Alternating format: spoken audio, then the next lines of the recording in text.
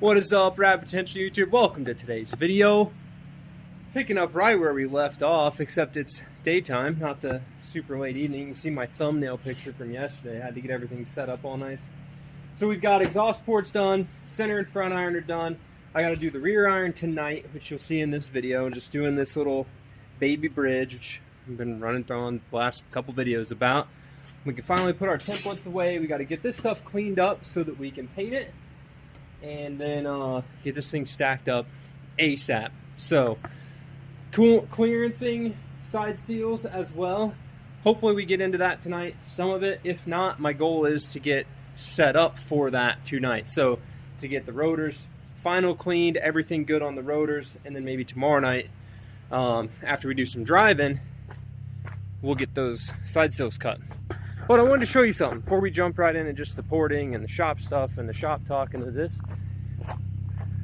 So here's the Rx8. Common question with Rx8s, people always ask, can you shut an Rx8 off cold? I haven't made a video about trying to flood my Rx8 yet because, well, I just haven't made it yet. And I'm a little, I think it's going to be easy to flood it and I don't want to have to deal with unflooding it. So we're waiting until we got to get new spark plugs and we'll do it on this one. But anyways, everyone always asks, should you rev your Rx8 before you shut it off whenever it's hot or cold or what have you? I will only rev it and shut it off every time when it's cold. And a lot of people are like, oh, you shut your Rx8 off cold. How does it ever start? Well, they're designed to start every time you turn them off and on. It's just when these engines get tired and you have leaky injectors and bad spark plugs and carbon and low compression that they get hard to start, right? So, but when it's cold, it is running on a cold start tune, so there's a lot more fuel in there to get them fired up. So like last night, I pulled the Rx8 into the shop, cold, and just shut it off. Just a little bit ago, came out here to fire it up, fired right up. So here, it's been sitting here for, I don't know, with how long has this video been running? 3 minutes, 2 minutes or whatever. So it's like mostly up to temp. So if I just turn it off and we try to start it again, it'll pretty much just fire right back up. Just like it should. And now, sit here, let it, it's gonna settle right back in its idle. Give it a couple.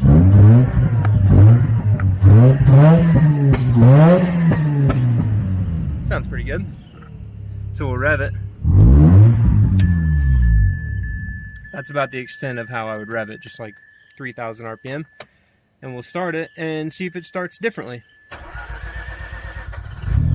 So, notice how it had to crank longer in order for it to start back up. What you're doing effectively by shutting the car off as you've revved it up higher is you're letting the engine turn over more revolutions after the injectors have been turned off, which in theory, as it actually does, shovels all the excess fuel out and then less likely to flood. But also, if you rev your car like that and it shovels all that excess fuel out, it's going to take a longer crank to start because it's going to have to get more fuel air mixture into the engine to start back up. Does that make sense? Because you've scraped all the extra residue out of the engine to prevent it from flooding. It's going to make it harder to start when your engine's healthy. Does that make sense? So, kind of wanted to just go over that at the beginning of this video. We'll jump back to the shop in a little bit. I got to wash my Corvette. I typically wash it at just about every time I drive it, which is like 3 times a week. So, I love my Corvette. It's a great car. It's like a Rx8. It's all the good creature comforts of a Rx8, right? 04, 06, you got all the good creature comforts, good sound system, comfy seats. I'm 6'4", I fit in it, but it makes 500 horsepower. So it's like an Rx8 balls, and I'm into that. So we're walking up to the shop, peep the first gen, which if you're on Patreon, you know what's going to happen to that. And we'll get right into porting this.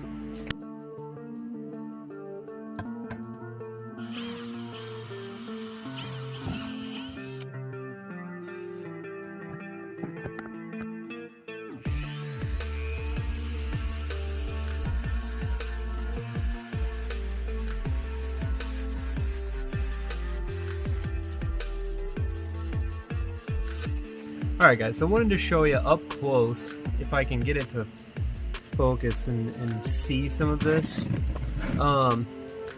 Kind of like what it looks like in progress, okay? So, yes, it's rough. We're still within the lines. You know, it's just like a coloring book, just like the previous video. Don't get outside the lines.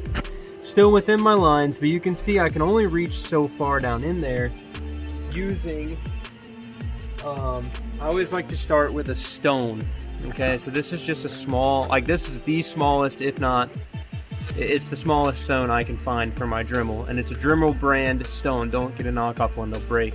These actually work. So this stone, I start with this. And I go in here, and it's tapered, you can see, which kind of sucks. The straight ones aren't as, it's hard to get, like, you're grinding down and sideways. So you gotta, the taper one just works better. In my experience, it works better. So this is specifically for the bridge, because doing the big port's easy. Street port stuff, easy. But you've got to get, once you drill your holes, you've got to get that material out between those drilled holes, right? So I used a 1/8 inch drill bit, and you can buy a 1/8 inch carbide bit for your Dremel, which is this. So now that I've got the stone work done, we've got it cleaned up, still have room to flutter around a little bit, you know, we're bigger than 1/8 of an inch. My carbide bit will fit in here, you can see, it'll fit down in there. It'll go all the way through into those holes. There's a little bit of room in there. So now we get to use the carbide bit, which isn't tapered, and get the rest of that out. Then, once we're done with the carbide bit, which in this bridge, it's kind of hard to get in there and clean it up and make it super smooth and pretty in that. I mean, it's a tiny bridge. So we'll get it as best we can with the carbide bit. We'll get it straight. Then I'll come back in with the stone, okay, and polish up, clean up the edges, roll the edges in on the ends, and then the carbide bit as well from the bottom.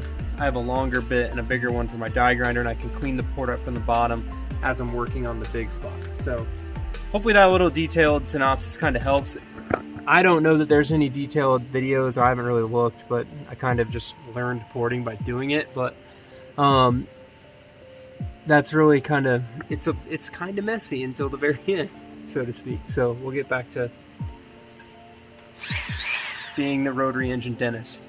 At least I don't have the creepy magnifying glasses yet. I can still see.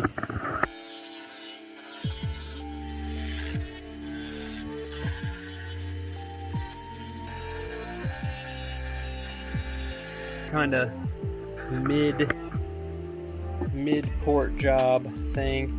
My light's like super bright, so I apologize if it blows out the camera, but there you can see we've got all the grooves out of it. It's still not perfectly clean, but we've got the bottom of it, so the inlet to the bridge, right? So from the intake manifold, how it comes into the bridge, we've got that wider than the top now. And it's important, in my mind, to do that before you clean the top edge, because your bit might jump a little bit and it might mess up your perfectly straight, clean, pretty edge. So I always try to get the bottom edges clean and nice and pulled back and tapered and all of that first, then do the top.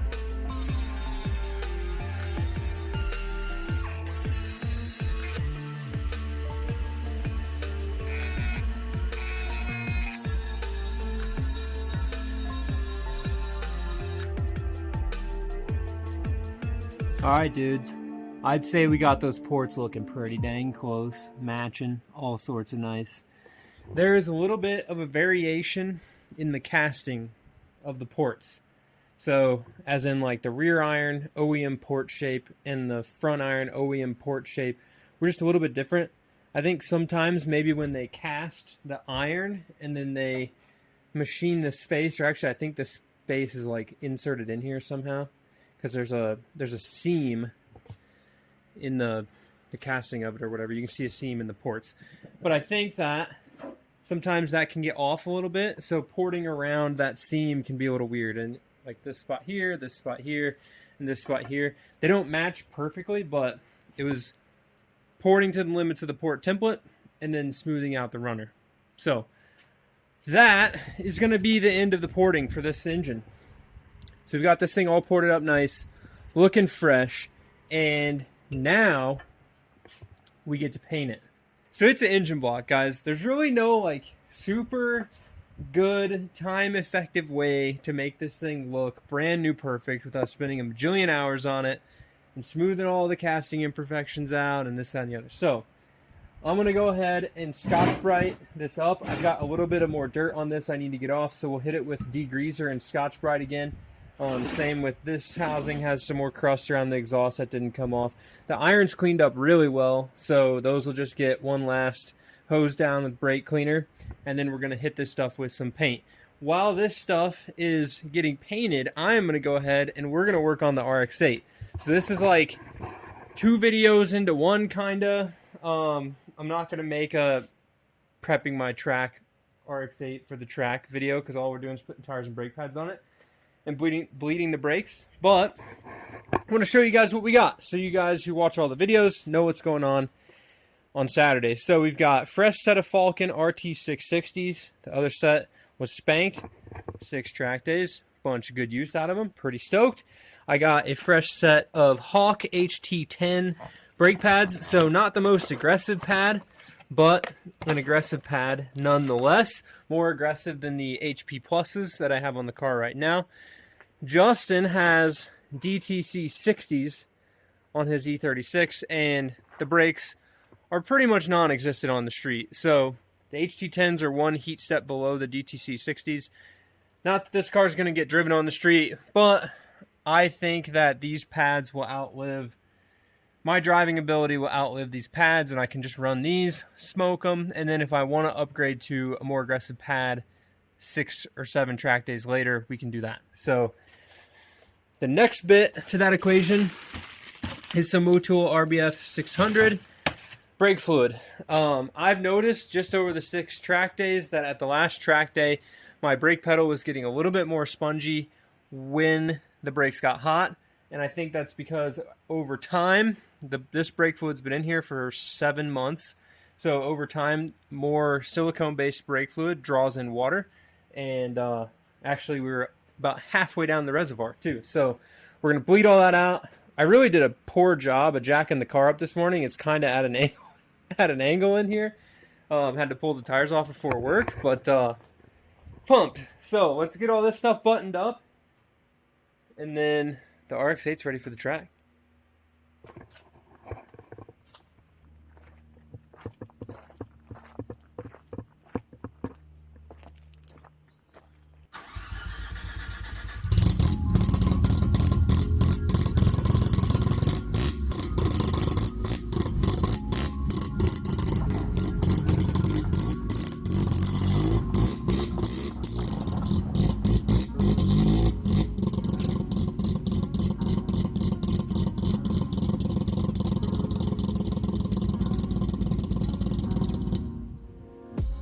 Doesn't that thing sound so good?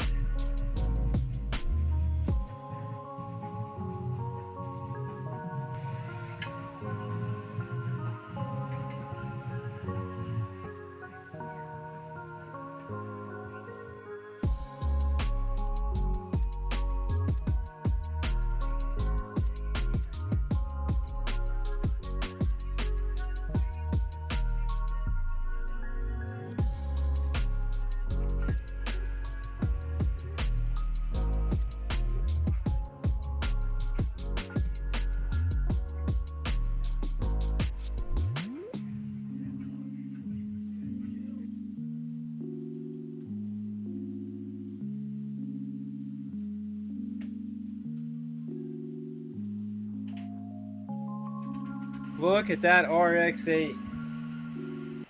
Amped. You know, really nothing changed on it. Nothing you can see. But knowing that it's got fresh brake fluid, fresh brake pads, fresh set of rubbers on here, because we wore out the old ones. I'm amped. We're ready for the track day. a couple days in advance, and I think that that is huge for this program around here. Normally we're getting ready the night before, but knowing that I've got a lot of detailed work finishing up that engine build, I kind of wanted to just knock this out so I didn't have to worry about it, and we're ready to go to the track. Literally fill it up with gas, load it on the trailer, check the tire pressures. I already checked the oil, checked the coolant. It's ready to rip. So get excited for that. I am excited for that. Now, check out the brake fluid that I took out of this thing. 6 track days. Can't even see through it. So, happy to have fresh racing brake fluid in there. And guys, this engine, I know we're changing topics really quick. My brain runs around all over the place. This engine looks good. Look at that. This is the color combo that engine should be painted. It's just clean, crispy, it matches any color car. You don't have to fight it. You know, no orange valve covers in a green car or something weird. And it's crispy. So you saw earlier the ports are done.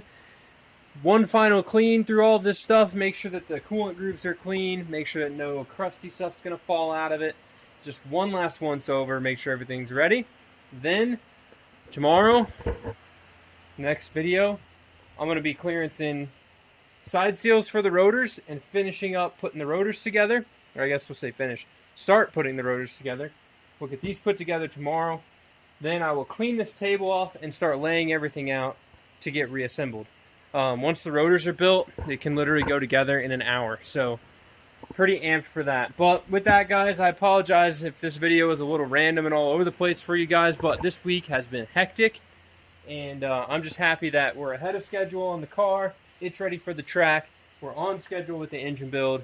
We'll get that thing done this weekend. So with that, guys, thank you guys very much for watching. Comment below with any questions you have about rotary engine porting. The Rx8 stuff, I can go look on the channel. There's videos about the build, how much it weighs, the last track day times, cooling. We've improved a bunch of stuff on it. If you want to learn about the Rx8, go check that out.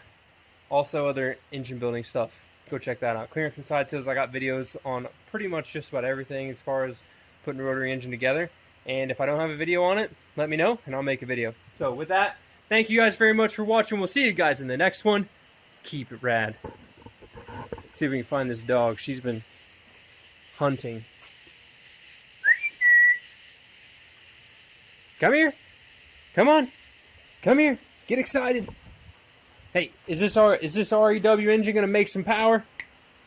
Is this thing going to make some power? Yeah. Are we going to go really fast at the track in our Rx8 and beat up on Porsches? Hey, come here. Come here. I know we're teasing them. Jump. We're going faster than Porsches. Come on. You got to jump for me. Jump. Yeah. Good job. Peace.